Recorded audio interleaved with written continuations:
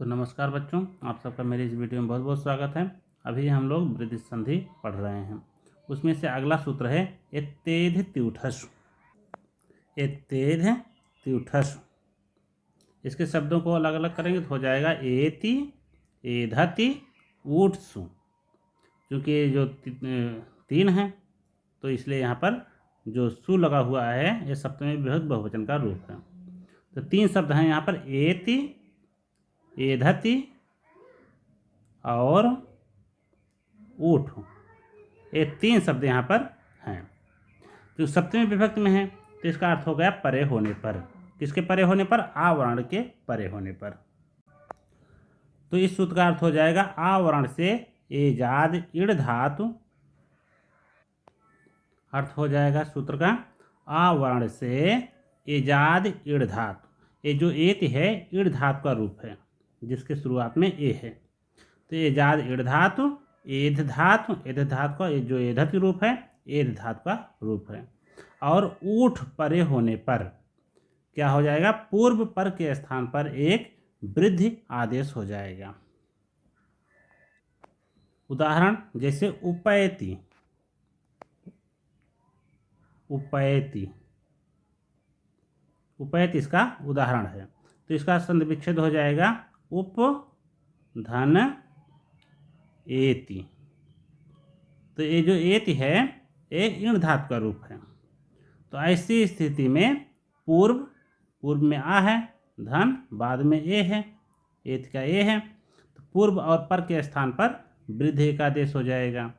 तो स्थानीय अंतर तमह सूत्र से इन दोनों के जो अत्यंत समान वृद्धि संज्ञक वर्ण है वो है अय। तो इन दोनों के स्थान पर अय आदेश हो जाएगा। उप धन उपय धन ति, तो बराबर हो जाएगा उपैति। ऐसा रूप बन जाएगा। इसके बाद एक वार्तिक है अच्छादोहिन्याम उपसंख्यानम। इस शब्द को अलग अलग करेंगे तो हो जाएगा अच्छात ऊहिनी ऊहिन्याम उपसंख्यानम। तो ऊहिन्याम ये सप्तमी विभक्ति एक वचन का रूप है।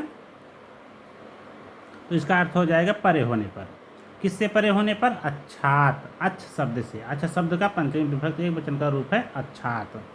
तो अच्छ शब्द से ऊहिनी परे होने पर उपसंख्यानम मतलब कहना चाहिए। क्या कहना चाहिए? वृद्ध एकादेश कहना चाहिए।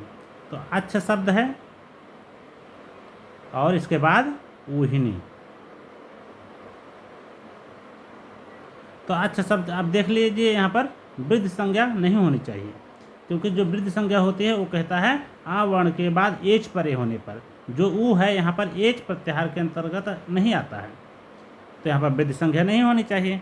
लेकिन कात्यायन कहते हैं, वार्तिक लिखते हैं, कहते हैं अच्छादोहिन्याम उपसंख्यानम, मतलब अच्छ शब्द के बाद अगर ऊहिनी परे होगा तो यहाँ पर ऊ के परे होने के बाद भी वृद्ध एकादेश हो जाएगा। तो इसका उदाहरण है अच्छौहिणी, अच्छौहिणी, अच्छौहिणी। इसका संधि विच्छेद हो जाएगा अच्छ धन ऊहिनी। यहाँ अच्छ शब्द का जो आ है उसके बाद ऊ है जो कि एच प्रत्याहार में नहीं आता है, लेकिन फिर भी यहाँ पर दोनों के स्थान पर वृद्ध एकादेश हो जाएगा। तो दोनों के स्थान पर वृद्ध एकादेश हो जाएगा तो आओ हो जाएगा। इस प्रकार से अच्छौहिणी रूप बन जाएगा, अच्छौहिणी। अगला वार्तिक है प्रादुहो ढोढे सै शेषु। इसके शब्दों को अलग करेंगे तो हो जाएगा प्रात, ऊह, ऊढ़, ऊढ़ी, एस, एसेसु।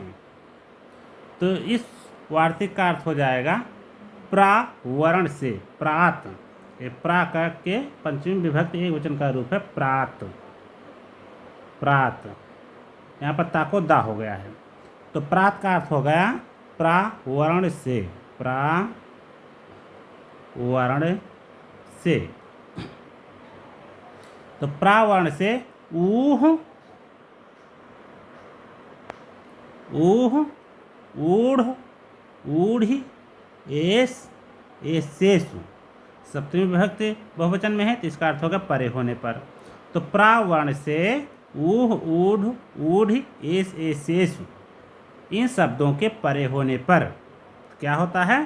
पूर्व और पर के स्थान पर वृद्ध एकादेश हो जाता है। तो इसके जो उदाहरण हैं, प्राधन ऊहः बराबर प्रौहः। तो प्रौहः क्या अर्थ है? उत्कृष्ट तर्क। प्रौहः का अर्थ है उत्कृष्ट तर्क। इसी प्रकार प्राधन ऊढ़ः बराबर प्रौढ़ः, इसका अर्थ है बढ़ा हुआ। प्राधन ऊढ़ी बराबर प्रौढ़ी, इसका अर्थ है प्रौढ़ता। प्राधन एषः बराबर प्रैसः, प्रैसः, इसका अर्थ है प्रेरणा। प्राधन एष्यः बराबर प्रैस्यः, इसका अर्थ है सेवक। तो ये सब इसके उदाहरण हैं, प्रादुः, ढोढे, शैस्येषु। तो तीसरा वार्तिक है ऋते चा तृतीया समासे। ये वार्तिक कहता है तृतीया तत्पुरुष समास में आ वर्ण से ऋतः, ऋते, ऋते शब्द सप्तमी विभक्ति वचन का रूप है। तो ये इसका अर्थ है ऋत के परे होने पर। तो तृतीय तत्पुरुष समास में आ वर्ण से ऋतः शब्द परे होने पर पूर्व और पर के स्थान पर वृद्ध एकादेश होता है। उदाहरण के लिए सुखार्तः, सुखार्तः, इसका जो विग्रह होगा सुखेन ऋतः। तो सुखार्ता का अर्थ क्या होता है? सुख से प्राप्त हुआ, इसका विग्रह होगा सुखेन ऋतः। तो जो समास होता है उसमें विभक्तियों का लोप कर दिया जाता है, उसके बाद सारे कार्य होते हैं। तो यहाँ पर विभक्ति का लोप कर देने के बाद हो जाएगा सुख ऋत, सुख और ऋत हो जाएगा। इस प्रकार से अब यहाँ पर देखिए आवर्ण के बाद री है, तो आवर्ण के बाद री होने के कारण ऋते चा तृतीया समास से इस सूत्र के द्वारा, ऋते चा तृतीया समास से इस वार्तिक के द्वारा, इस वार्तिक के द्वारा सुख खा में जो आ जुड़ा हुआ है, आ और री, इन दोनों के स्थान पर वृद्ध एकादेश होगा। तो ऐसी स्थिति में आ और री के स्थान पर एक वृद्ध आदेश हो गया। सुख यहाँ पर हलंत हो जाएगा, वृद्ध एकादेश हो गया और ता हो गया। अभी यहाँ पर वृद्ध एकादेश हुआ है, चूँकि अब इसके बाद उरण रपरा सूत्र लगेगा।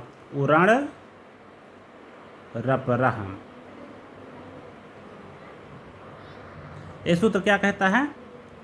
ये सूत्र कहता है री के स्थान पर जो अण प्रत्याहार का वर्ण आदेश होता है वह रपर हो जाता है। तो अब देखिए यहाँ पर जो आ आदेश हुआ है ये री के स्थान पर भी आदेश हुआ है। आ और री दोनों के स्थान पर आदेश हुआ है, तो ये री के स्थान पर भी आदेश होने के कारण ये रपर हो जाएगा। चूँकि री के स्थान पर आदेश हुआ है तो आ में रा जुड़ जाएगा, तो सुख आ में रा जुड़ जाएगा, आर ता। ठीक, अगर यहाँ पर री के स्थान पर लरी होता तो क्या जुड़ता? ला यहाँ पर जुड़ता, रा के स्थान पर ला जुड़ता, लेकिन यहाँ पर री होने के कारण रा जुड़ जाएगा। अब सारे वर्णों को जोड़ देंगे, हो जाएगा सुखार्त। और फिर आगे विभक्ति लाने पर हो जाएगा सुखार्तः, सुखार्तः, ऐसा रूप बन जाएगा। एक और प्रश्न उठता है कि ऋते च तृतीया समास, तृतीया समास में ऐसा क्यों कहा?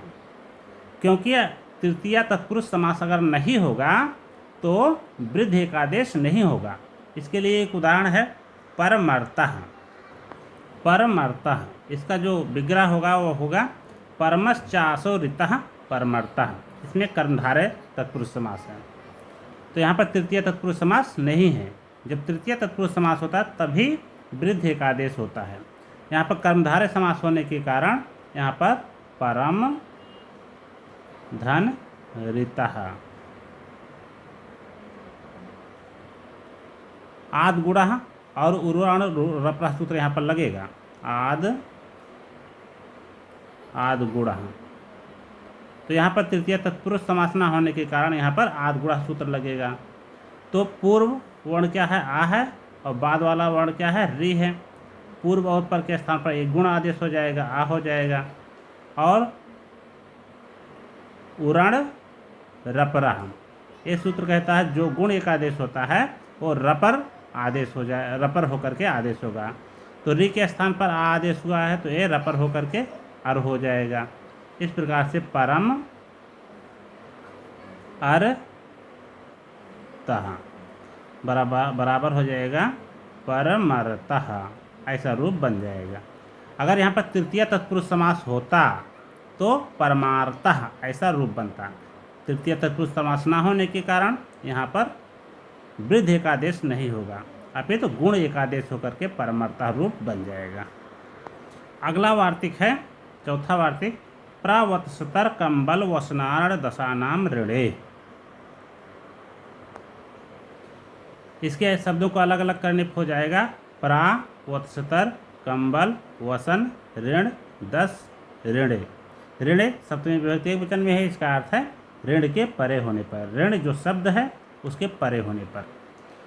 तब इस वार्तिक का अर्थ हो जाएगा इन 6 शब्दों के अंतिम आकार के बाद। 6 शब्द कौन से हैं? प्रा, वत्सतर, कंबल, वसन, ऋण और दस। इन 6 शब्दों के अंतिम आकार के बाद ऋण शब्द के आने पर पूर्व पर के स्थान पर वृद्धि का आदेश हो जाता है। फिर उरण रपरा से रपर हो जाएगा।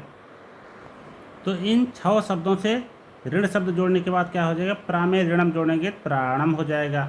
वत्सतर में ऋणम जोड़ेंगे तो वत्सतरारणम हो जाएगा। कंबल में ऋणम जोड़ेंगे तो कंबलारणम हो जाएगा। सब में वृद्धि हुई है, सब में वृद्धि होगी। अब देखिए यहाँ पर उस सूत्र में वसन और ऋण आया हुआ है। यहाँ पर भी देखिए वसन के बाद ऋण शब्द परे है, तो यहाँ पर भी वसनारण हो गया है, वृद्धि हो गया है। तो इस प्रकार से इस वार्तिक का अर्थ हो गया प्रा, वत्सतर, कंबल, वसन, ऋण और दस। इन 6 शब्दों के अंतिम आकार के बाद, इनके अंत में आकार है, इन शब्दों के अंतिम आकार के बाद अगर ऋण शब्द आ रहा है तो पूर्व और पर के स्थान पर वृद्धि एकादेश हो जाएगा। इन सब के ये उदाहरण हैं। इस प्रकार इस वीडियो में आज बस इतना ही। इसके बाद हम लोग अगले वीडियो में मिलेंगे।